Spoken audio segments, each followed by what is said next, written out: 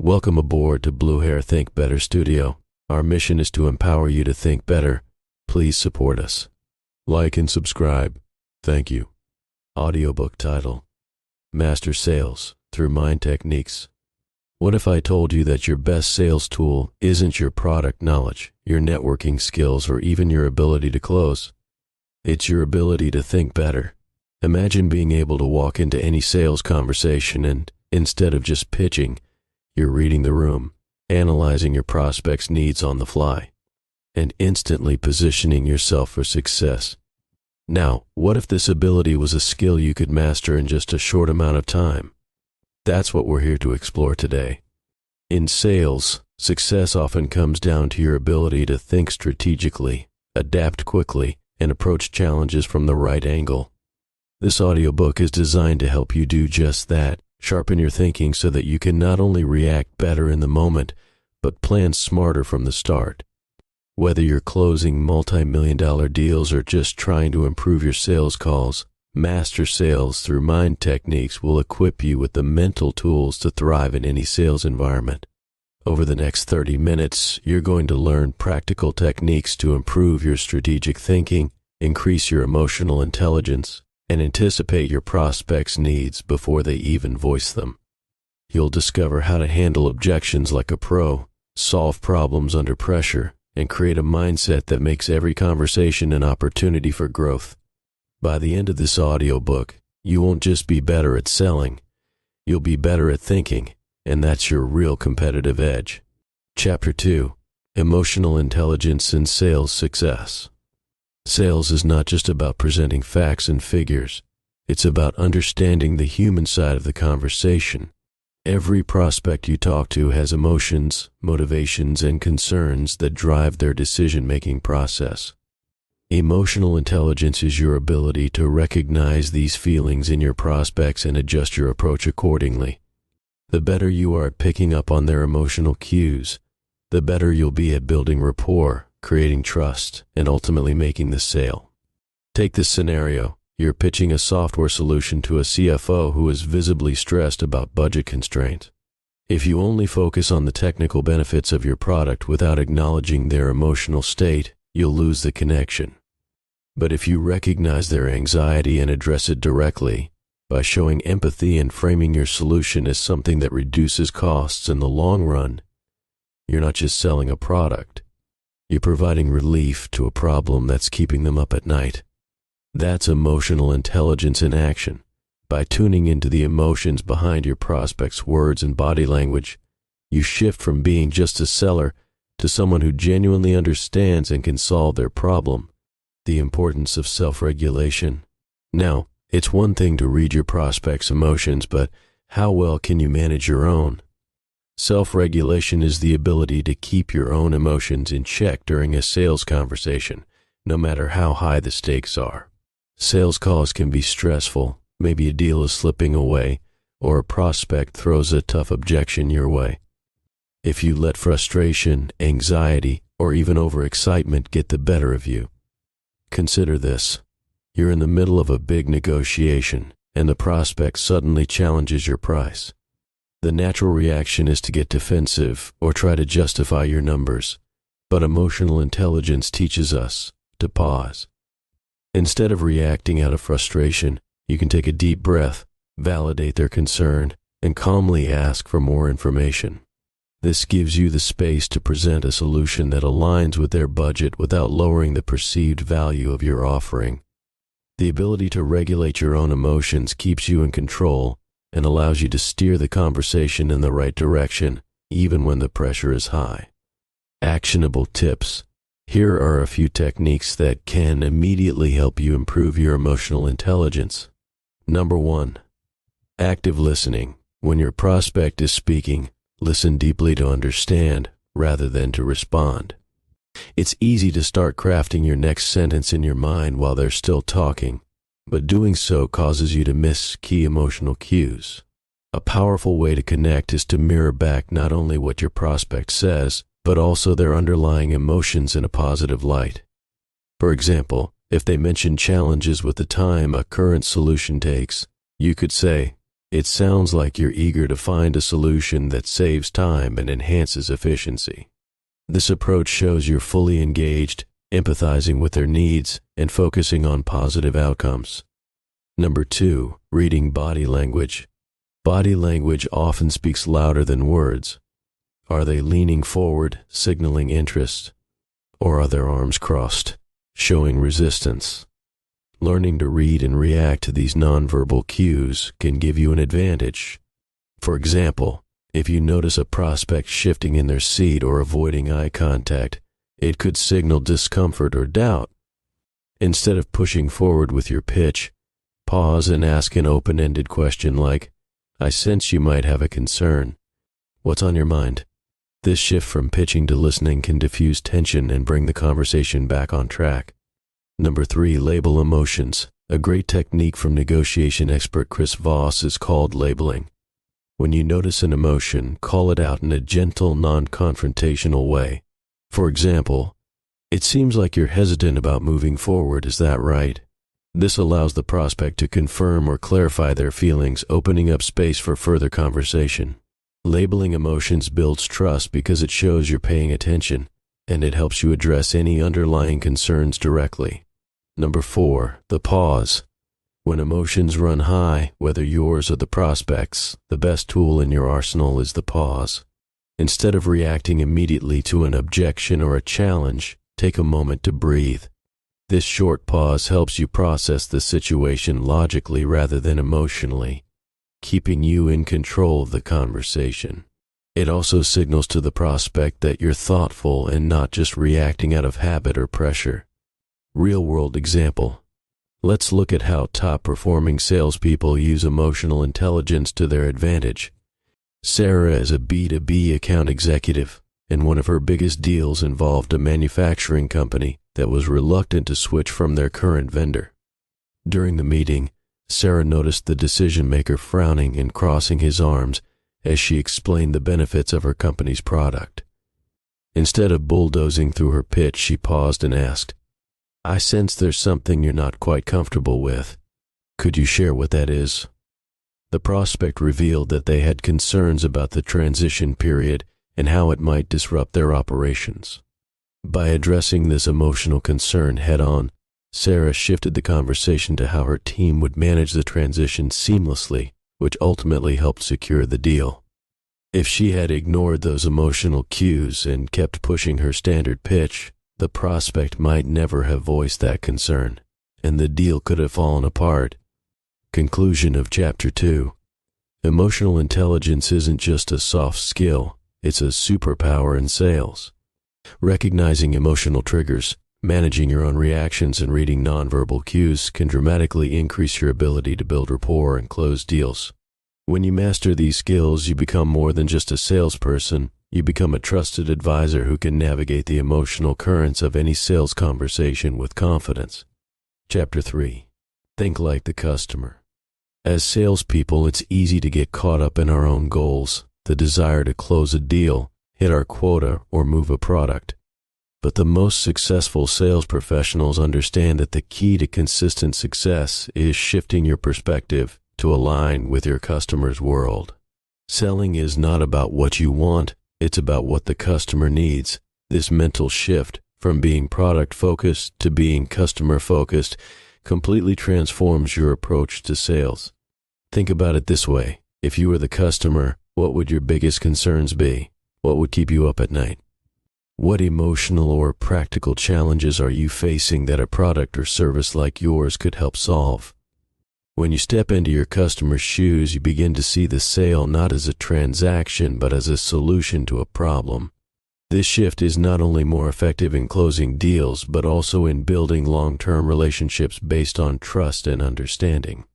Consider an example of a salesperson at a software company selling to a small business owner. Instead of focusing on the advanced features of the product, the salesperson asks, "What's the biggest challenge your business faces when managing operations?" This open-ended question invites the customer to share their deeper struggles, like the time lost on repetitive tasks or lack of integration between systems. The salesperson can then position their software as the solution to those pain points rather than simply listing features. That's the power of shifting your perspective to think like the customer. Understand their problem, not just their needs. Many salespeople make the mistake of focusing on what the customer says they need, but often there's a deeper challenge lurking beneath the surface. Customers might articulate a need for a faster solution, more features, or better customer support, but what's really driving that need? Is it frustration with inefficiency, pressure from upper management to reduce costs, fear of falling behind the competition? Understanding the deeper problem your product solves, beyond the superficial need, allows you to frame your solution in a way that resonates on an emotional and practical level. When you uncover the problem behind the need, you move from selling a product to solving a core issue that matters to the customer. For instance, a salesperson pitching an automation tool might hear a customer say, "We need to cut down on time spent on manual tasks," instead of stopping there and immediately selling the tool as a time saver. A great salesperson will dig deeper, asking, "Why is that time issue such a challenge right now?" The customer might reveal that their business is growing rapidly, and they're worried about scaling operations without breaking the bank on new hires. Now, the salesperson knows the real problem, a scaling challenge. The automation tool can then be framed not just as a time saver, but as a way to help the business grow efficiently without adding excessive overhead. This deeper understanding of the problem is far more compelling than addressing surface-level needs. Actionable tips. Number 1. Ask open-ended questions. One of the simplest and most effective ways to think like your customer is to ask questions that encourage them to open up. Avoid yes-no questions, and instead focus on open-ended ones that give the customer space to express their thoughts and emotions. Questions like, "What's your biggest challenge right now?" or "What would a perfect solution look like for you?" can reveal insights that you might not have discovered otherwise. Real-world example, picture a salesperson pitching a financial tool. Instead of diving into the features right away, they start by asking, "What are your main concerns when it comes to managing your company's finances?" This might prompt the customer to share their frustrations about cash flow management or forecasting. Now the salesperson has a clear entry point to position their product as a solution to the specific challenge the customer is facing. Number 2, mirror the customer's language. A powerful technique to build rapport and demonstrate empathy is mirroring the language your customer uses. If they refer to something as a headache or frustrating, use that same language in your responses. This technique helps customers feel heard and understood, and it establishes a connection. It shows that you're not just there to sell, you're there to solve their problem in the way they see it. Real-world example, a customer might say, "We're struggling with outdated software that's a real pain to use." Instead of saying, "Our software is user-friendly," you could say, "I understand how dealing with outdated tools can be a huge headache. Let me show you how we've helped other companies eliminate that pain with a modern solution." By mirroring the customer's language, you create alignment and show empathy for their situation. Number 3, frame your solution around their pain points. Once you've identified the customer's deeper problem, frame your solution in a way that directly addresses that pain point. This isn't about highlighting every feature your product offers. It's about connecting the dots between the customer's challenges and how your product solves them. Example, imagine a customer says, "We're constantly wasting time inputting data manually, and it's holding us back." Instead of rattling off all the features of your automation tool, you could say, "Our automation software will eliminate those manual data entry tasks, freeing up your team's time to focus on more strategic work, which will help your business grow faster." Now, the solution feels tailored to their specific challenge, making it far more compelling. Number 4, empathy mapping. Take a few minutes before every sales call to create an empathy map for your customer. Ask yourself, what are they thinking? What are they feeling? What are their fears, frustrations, and hopes? This simple exercise can help you step into their shoes and approach the conversation from a place of understanding. Example: if you're selling to a startup founder, you might map out that they're feeling overwhelmed by rapid growth. They're afraid of making the wrong financial decisions, and they're frustrated by the limitations of their current tools. Knowing this allows you to tailor your pitch to address their specific emotional landscape, emphasizing how your product reduces stress and supports smart growth. Conclusion of Chapter 3. Thinking like the customer isn't just about empathy, it's about becoming their trusted advisor by understanding their deeper problems and tailoring your solution to meet their unique challenges. When you make the shift from selling a product to solving a problem, you're no longer just a salesperson, you're a partner in their success. Chapter 4. Problem solving under pressure. In sales, objections are inevitable, but what separates top-performing salespeople from the rest is how they handle these objections. It's easy to become defensive or flustered when a prospect pushes back, but staying composed and thinking critically in those moments is crucial. Handling objections with grace isn't just about having the right response, it's about listening carefully, staying calm, and turning the objection into a chance to deepen the conversation. Imagine you're pitching to a potential client who suddenly says, "I don't think your product is worth the price." The knee-jerk reaction might be to immediately defend the pricing or discount it to close the deal, but a graceful response involves taking a step back and exploring the underlying concern.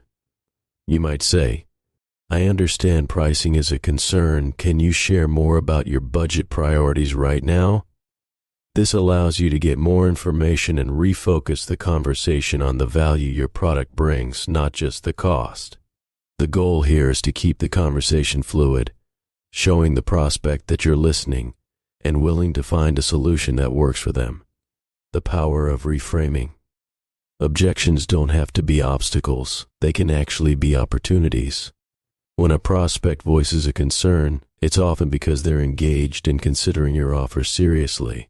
The key is to reframe the objection into a question or an opportunity to further the conversation. For example, a prospect might say, "We've already invested in a similar solution, and we're not looking to change right now." Instead of seeing this as a dead end, you can reframe the objection by saying, "That's great to hear. It sounds like you're already committed to improving your operations. Can you tell me more about the results you're seeing with your current solution?" By doing this, you're not dismissing their objection, you're acknowledging it while keeping the door open for further discussion. This approach also allows you to identify any gaps in their current solution that your product could address. Actionable tips. Number 1. Rehearse common objections. One of the best ways to stay composed during tough conversations is to be prepared. Rehearsing common objections and how to respond to them will make you feel more confident and calm when they come up in real time. Write down the most frequent objections you hear in your industry, whether it's about pricing, competitors, timing, or product features, and script out your responses. But don't just memorize them. Practice delivering these responses with a conversational tone that shows empathy and flexibility.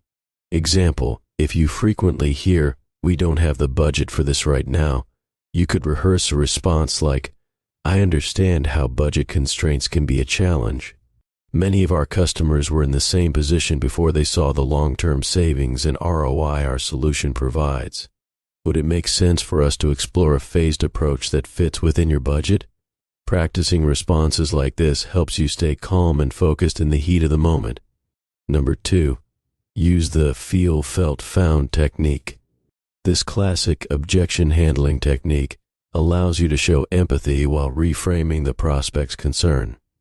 When a prospect raises an objection, you acknowledge how they feel, relate to it with a shared experience, and then introduce a new perspective that could change their view. The formula is simple: I understand how you feel. Many of our clients felt the same way at first, but they found that. Example: a prospect might say, "We're not sure if your product is the right fit for our industry." You could respond with, "I understand how you feel. Several of our clients in the industry felt the same way at first, but they found that once they saw how our solution improved specific pain point, it became a perfect fit. This technique helps lower the customer's defenses and opens the door for more discussion.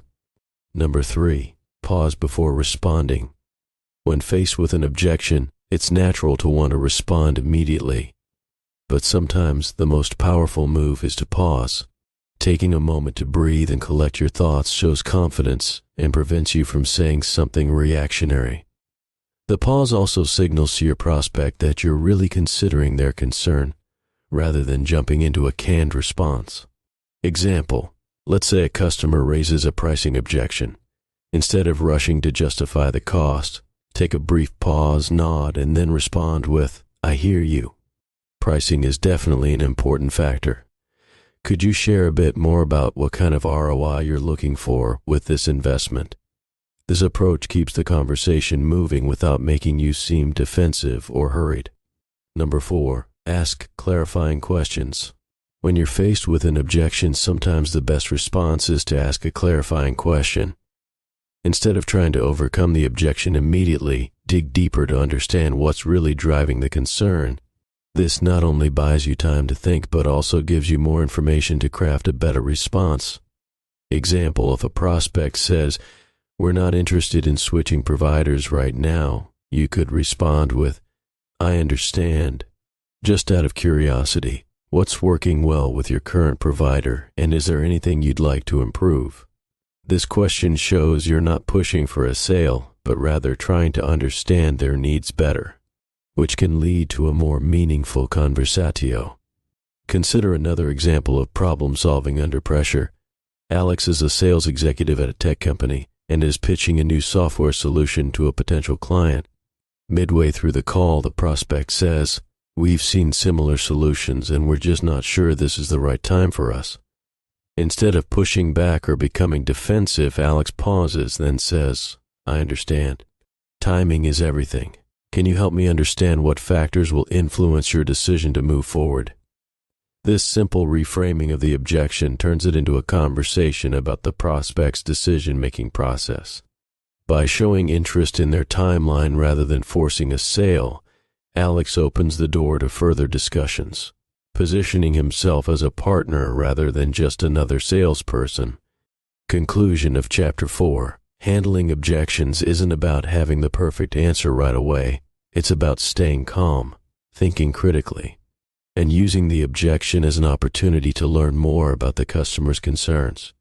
By practicing these techniques and reframing objections as opportunities, you'll not only close more deals, but build stronger relationships based on trust and understanding. Chapter 5. Continuous improvement, thinking better every day. One of the most powerful tools you can have as a salesperson is the ability to reflect on your performance. Sales is fast-paced and it's easy to move from one call to the next without taking time to evaluate what worked and what didn't. But top performers know that continuous improvement comes from consistent reflection. After every sales call, ask yourself, what went well? What could have gone better? Did you handle objections effectively? Did you listen actively and identify the customer's deeper problems? Reflection is where real growth happens because it forces you to confront your strengths and weaknesses. Without reflection, you're simply repeating the same patterns and hoping for better results. For example, imagine you're closing a deal and the prospect raises a pricing objection, which you try to overcome by offering a discount, but the deal still falls through. After reflecting on the call, you realize that offering a discount didn't address the root concern, which was the prospect's fear of not getting enough ROI. With that insight, you can adjust your approach next time, focusing on demonstrating value instead of lowering the price. Over time, these small tweaks compound into major improvements. The feedback loop. Another key to thinking better every day is using feedback, both from customers and colleagues, as a tool to sharpen your skills. Salespeople often shy away from feedback, especially when it's negative, but it's one of the most valuable resources you have. Feedback creates a loop of continuous improvement, where every piece of input helps refine your strategy. Customer feedback in particular is gold. After a call or meeting, don't be afraid to ask, was there anything that wasn't clear to you during our conversation? Or what could I have done differently to make this solution more appealing? These questions show humility and a willingness to learn, which prospects respect.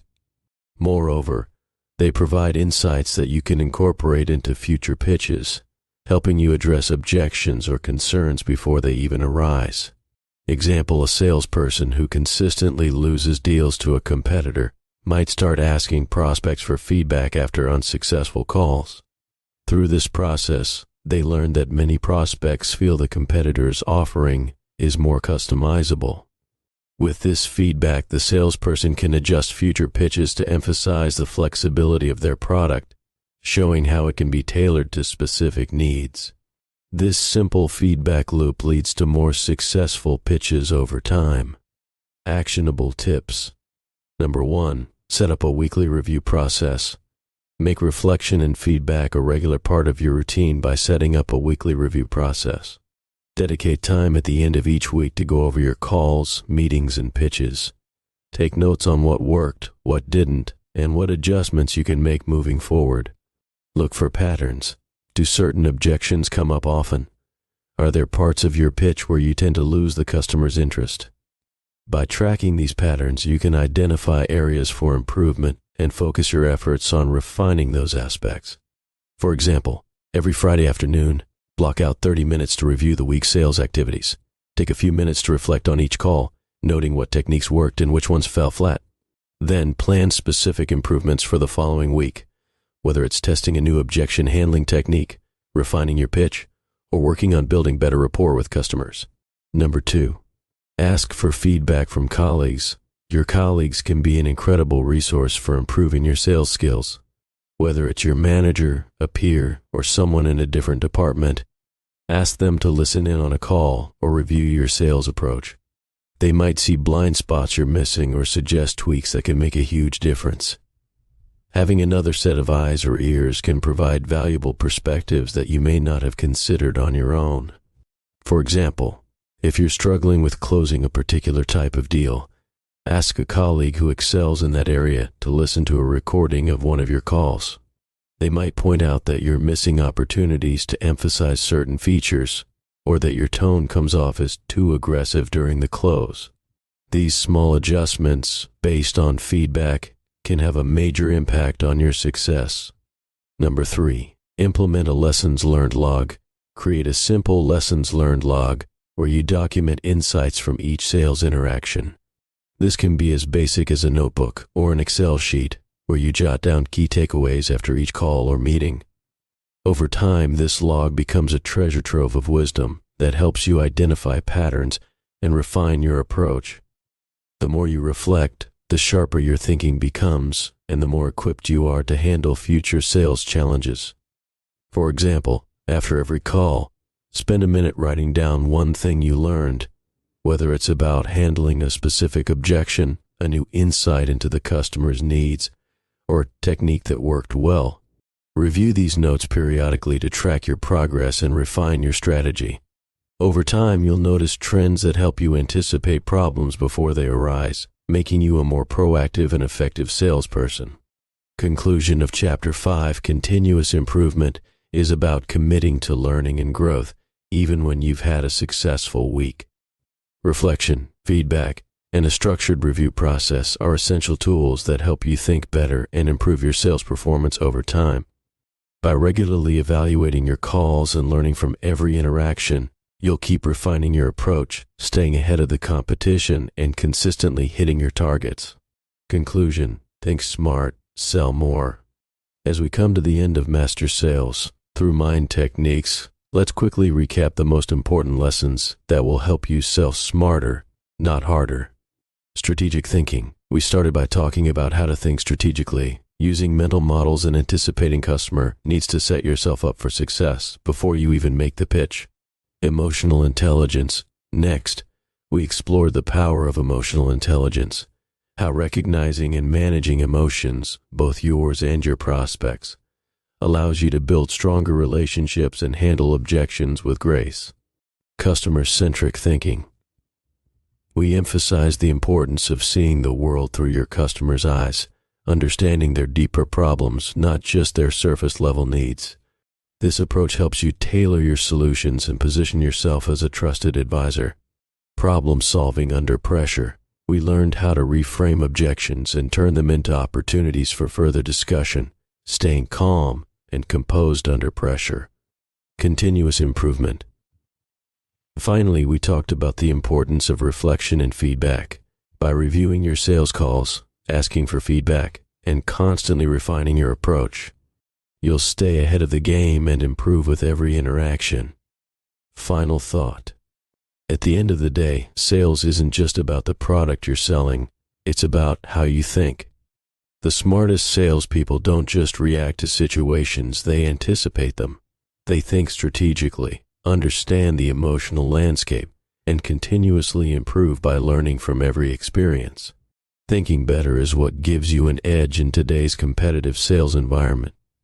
So here's your call to action. Start applying these principles today. Don't just sell, think better, act smarter, and watch your results skyrocket. Your ability to think is your most powerful tool. And with the insights from this audiobook, you're now equipped to take your sales game to the next level. Now, it's up to you to use that edge.